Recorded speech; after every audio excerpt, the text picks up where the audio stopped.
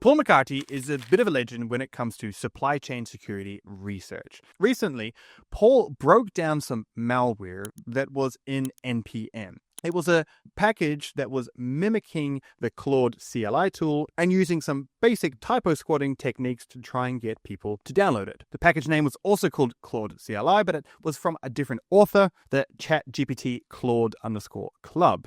This is a common technique used, and the only thing different if you're looking at these packages is just the number of downloads.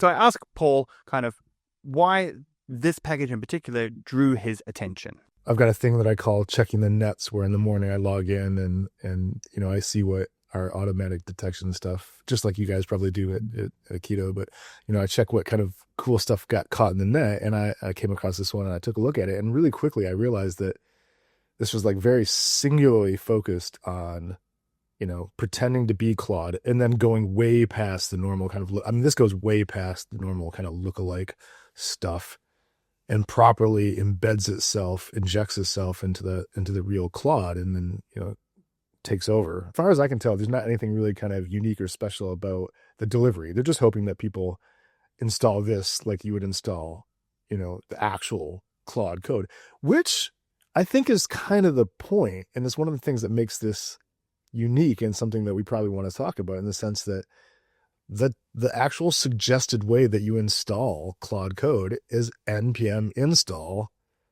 at Anthropic AI/Claude code.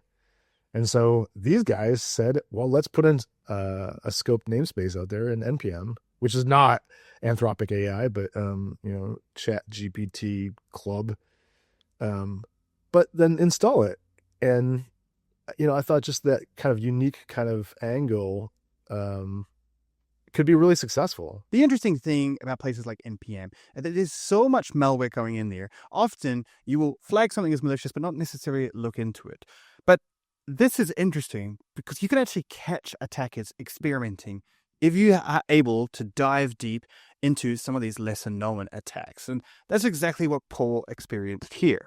I like to look at some of the ones that don't have the big impact, because there's a lot of really kind of things, the kind of cutting edge, as it were, of the bad guys, right? Where they're out there on the bleeding edge kind of building unique stuff. And this is a great example of that. So because we've got this one, the next time one of these comes around, I suspect it's going to be, delivered in a more kind of, distributed fashion, which is not good for us, not good for any of us. So what did this bleeding edge malware actually do? Well, usually when packages get turned malicious, their job is to try and do something quite simple. Usually the main objective is to find secrets and credentials, steal them, siphon them, and then use them again in later attacks. So I asked Paul to break us through exactly the steps that this malware took and why that's unique. Yeah, this malware, I said this to one of my friends, this malware turned to its friend, the info stealer, and said, "Hold my beer," and just went way fast. So it does steal tokens, as you would expect, credentials of Anthropic credentials, but then it uses this interceptor.cjs JavaScript file to inject into the actual Claude API calls to Anthropic in a really kind of unique way. So it hooks into fetch and some of the other kind of JavaScript modules to man in the middle. So basically it can on the fly take a command from the C2 and say, no, don't go where you want it to. Instead, go to this. It can even do it at the model level. It can actually even send it to a different model. So I've never seen anything like that before in a payload, and really ingenious. But it absolutely does grab those credentials at the beginning and then does the man in the middle kind of proxy stuff after that. So it's got that 1-2 kind of combo. And, as we've seen, even info stealers that just steal credentials, they're absolutely destroying the crypto space. So, the number of people that have lost, I know personally, that have lost crypto via, npm packages or something similar. It's like, this is a real issue. What's so interesting about this malware is it's not just trying to infect a machine and steal some credentials, and maybe even do some crypto mining. It's actually embedding itself into the lifecycle of how developers are using AI tooling. And it's going to stay there for a long time, stealing information, stealing IP, or even altering prompts that are being made. It's kind of terrifying. So I asked Paul, why is this potential change in kind of direction of malware or new attack path kind of scary? And what could the long-term implications of this be? I think that's one of the things that's concerning about AI is that there's just like, we talk about the attack surface, but like there's just so many. It's not like a web app or an API where like the threat model is understood.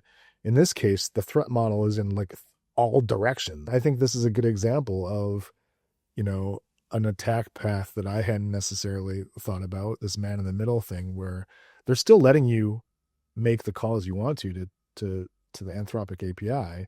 They're just listening in. And when they want to, they can change stuff, right?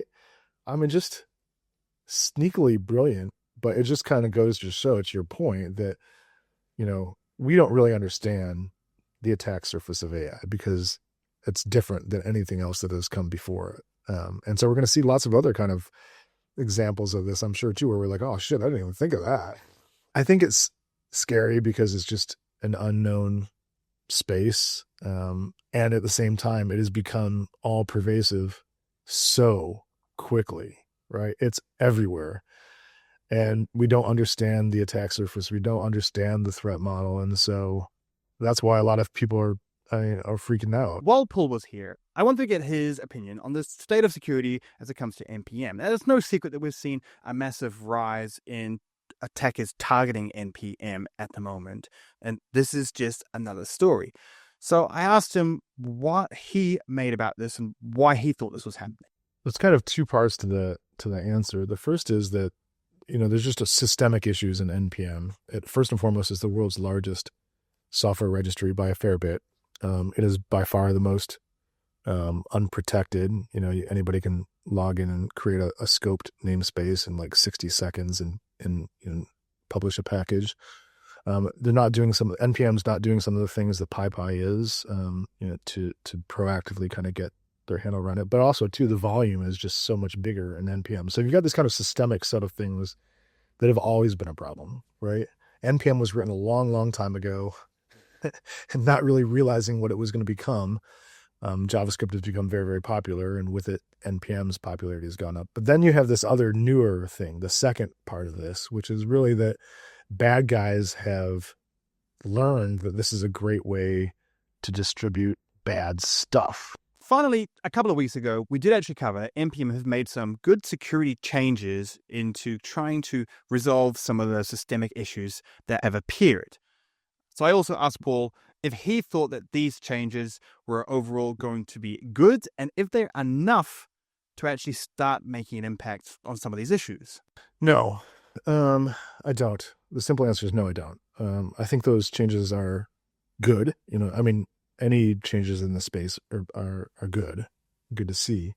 But I think they focus on the account takeover style, attack, which is, what NX and Shai-Hulud and Singularity and all the big ones, are. And those are the ones that obviously get a lot of press, as they should, because they have large impact. But I think, yes, it's going to help for those types of attacks, right?